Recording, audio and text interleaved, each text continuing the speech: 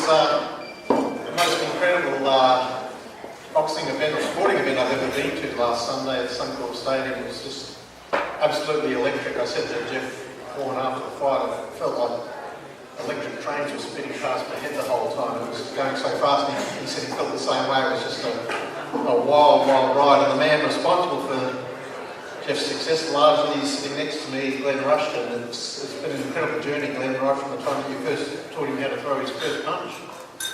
It certainly has, Grantlee. I mean, from day one, really, once Jeff decided to get serious about boxing, you know, as you know, he come into the gym when he was just turned 18 and then just left school and he'd been bullied, and he come to the gym to learn some self-defence, and it's good that he did something proactive about it, and I admire and respect him for that. But it was about 18 months later, when he'd only been training one night a week, and I'd seen things he was doing, and I was very excited by his potential. But as I always say to all the guys in training, I can teach you everything you know to become a world champion, but I can't make you want it. You know, if you don't want it, then there's nothing we can do. So I never saw any great desire there until, of course, one day he came up to me and said, I'm thinking of getting serious about either rugby league or boxing. Which way do you think I should go? Of course, I told him to join rugby league. No, I just gave him my honest opinion. I said, Jeff, you know, you're only 5'9" and like 64 kilos. I said, you know, you're going to have to put on a lot of weight if you go in rugby league. You're going to have to be a halfback or something. And I said, you're going to have guys like Willie Mason hitting you 120 kilo guys. They're not one of them, but you know, 2 or 3 of them at a time. I said, it's going to be tough. It's going to be hard on your legs. I said, but if you choose boxing, I said, if you do pick boxing, I said, I believe I can take you to the Olympic Games in 4 years' time, and within 3 or 4 years after that, turn you into a world professional champion. And if everything goes according to my vision for you, you'll retire in your mid-30s a very wealthy man. And I said to him, it's not an easy road. This is a hard road. I said, it's a difficult journey, but it is a possible dream for some, and you're one of them. I said, I want you to go home and think really carefully about this. I said, discuss it with your family. I said, because it's not an easy decision to make. I said, but if you come back and let's talk again next week. And of course he did come back next week, and he said, do you really, looked at me sort of inquisitively and said, do you really think I can do all you're saying I can do? Like, seriously? I haven't even had a fight yet. He hadn't fought. And I said, yes, I really believe I can do all that I've said to you. And he said, then I'll choose boxing.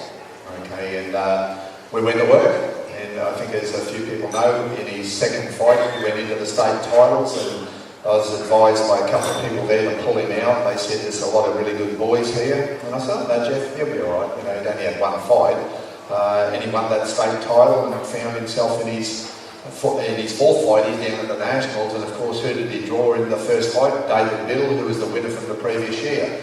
And he got a little bit of a belt up there. He lost that fight, and he was very nervous and felt like throwing up in the toilets later. And as I was comforting him in the toilets, I said, there's just one thing I want you to know, Jeff. Firstly, you did really well. It was a good effort. And I said, and that guy will never beat you again. And he said, really? Again, I've had a few of these reallys from Jeff over the years, but once again, I was right, and Jeff fought him 3 more times and beat him every time. So the things that I've consistently said to Jeff have happened, and I said to Dean Lonergan that, when I sat down with him to talk about the possibility of being his promoter, that I saw Jeff Horn fighting at Suncorp Stadium for a world title. I said, do you see that, Dean? Because if you don't, we're probably wasting our time. And he sort of gulped a bit and then said, eventually, I can sort of see that, and so we began the journey. But so Jeff is an amazing young man. He's a great athlete. He's great for boxing, and I think as Grantlee's come to know him well, he does us all proud, because he shows that you don't have to act tough to be tough. You don't have to look tough to be tough. You do your tough talking in the ring, whereas most people try to do a lot of their tough talking out of the ring, and you get him in the ring. And it reminds me of that joke, when the guy hears a noise in the night, and the wife says, look, go and have a look. What are you, a man or a mouse? And he says, it depends what's out there, a man or a mouse. So Jeff shows that he is a man, and he shows that he's a man when it counts. And I think, he's a great ambassador for our sport. I hope that, he will go on to ignite the world. I know he can. we want the big fights. I know it's the big fights that the public want to see, and of course I believe in putting his ego on the line and my ego on the line. We'll do that every time, and we're happy to do that, and we're happy to take the knocks. Grantlee, I know you've probably got some other questions, and so I'll pass the mic back to you. Thank you.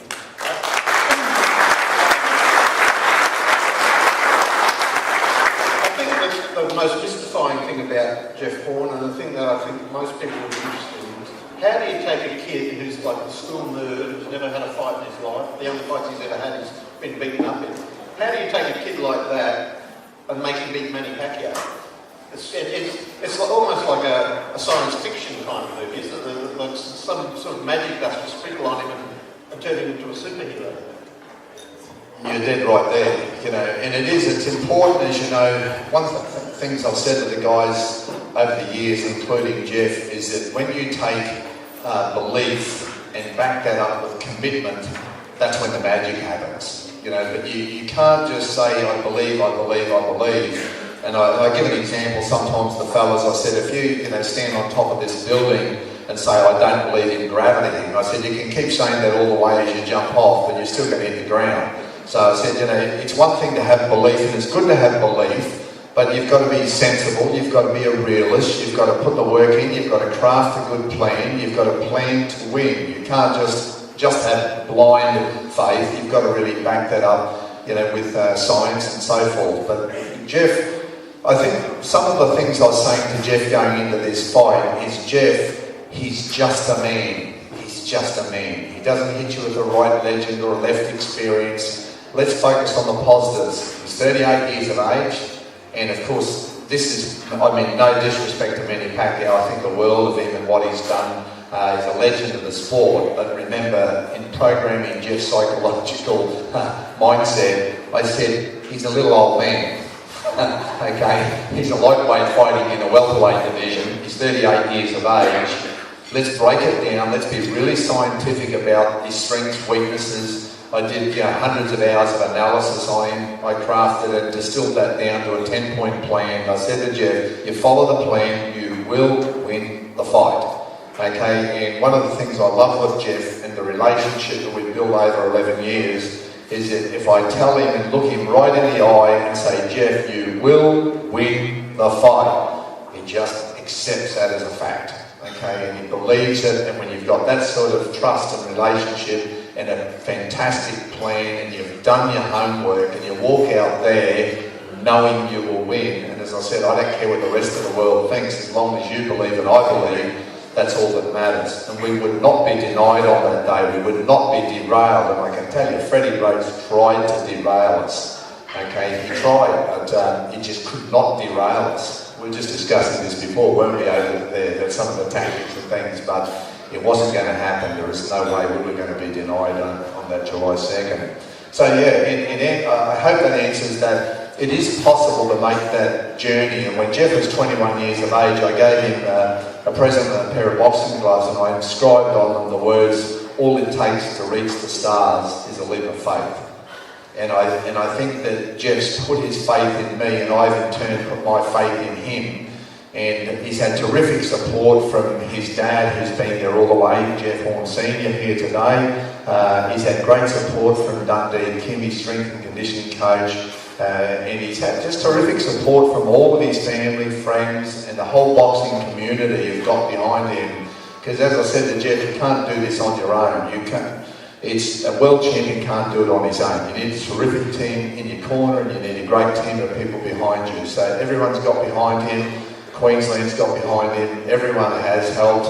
Angelo, Carlo sent down Liam Parrow to do some sparring. Wonderful young guy. All of these people have contributed in some way, and I think it's just a win for all of us. I mean, boxing is such an exhilarating sport when you get the right combatants in there. And I've always said to Jeff from the time he turned professional, I said, Jeff, the first thing I want you to know is you're an entertainer. Okay, I said there's world champions that fight for 100,000 and world champions that have fought for 100 million. Which one do you want to be?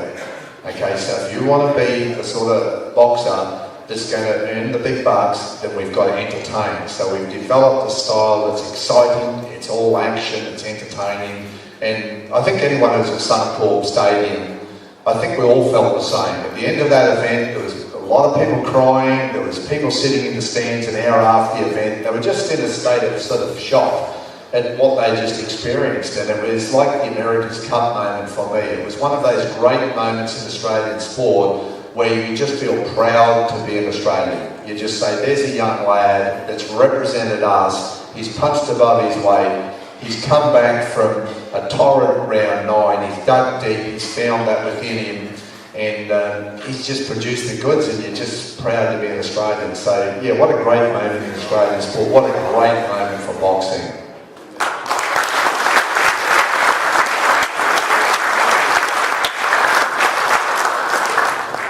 It certainly was exhilarating. I'm here with, next to me is Wheatley, who for a long time was Australia's leading boxing official and now writes for the Fight News website. Ray, that would have to be one of the, if not the greatest moment in Australian boxing. Yeah, I don't think it certainly has never been done before, Grant. And when you think Jeff Horn stepped up in class and he's beaten a boxing legend, Manny Pacquiao, and I thought he won the fight very convincingly.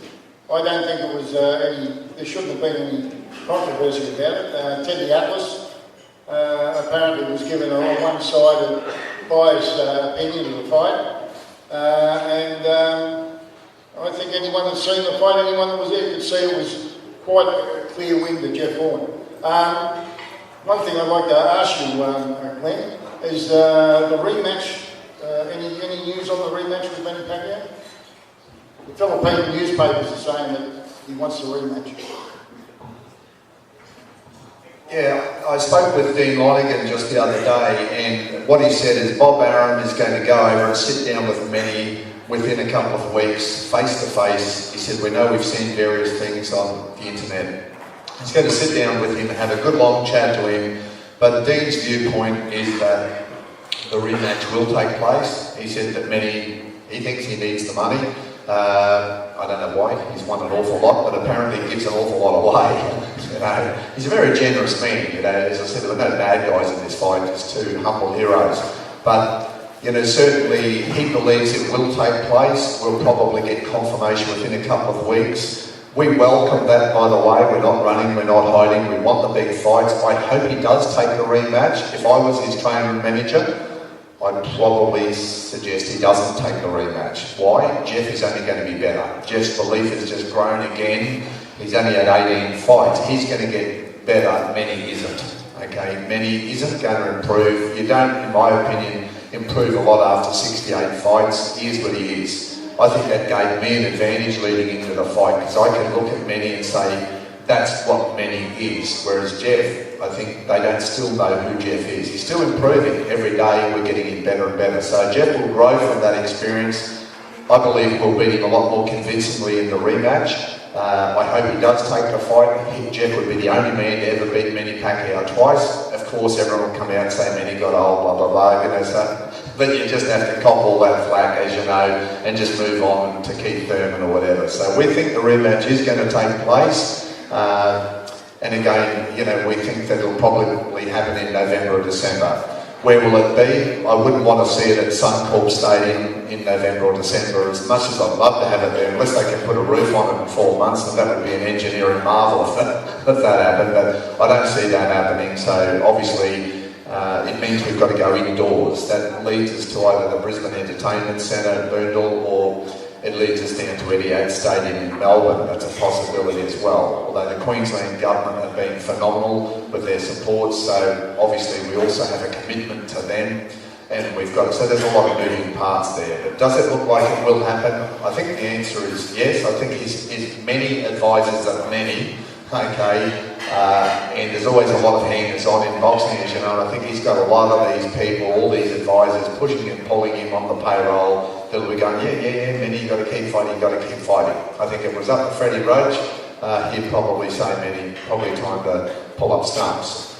Did Manny fight badly in the fight? No, I don't think so. I just don't think people understand how difficult an opponent Jeff is, and I don't think they've really given Jeff the credit yet. If we would have fought someone like Vargas again, Manny would still be fantastic. He hasn't aged a bit, they'd be saying. No one said anything about after he fought Vargas or Bradley last year that he was getting old. He was still fighting great. So I just think, yes, he underestimated him. And, but I think that rematch is definitely going to take place. And by the way, just before I hand the microphone back to Grantlee or Ray, again, I'd just like to thank a lot of people behind the scenes that did help.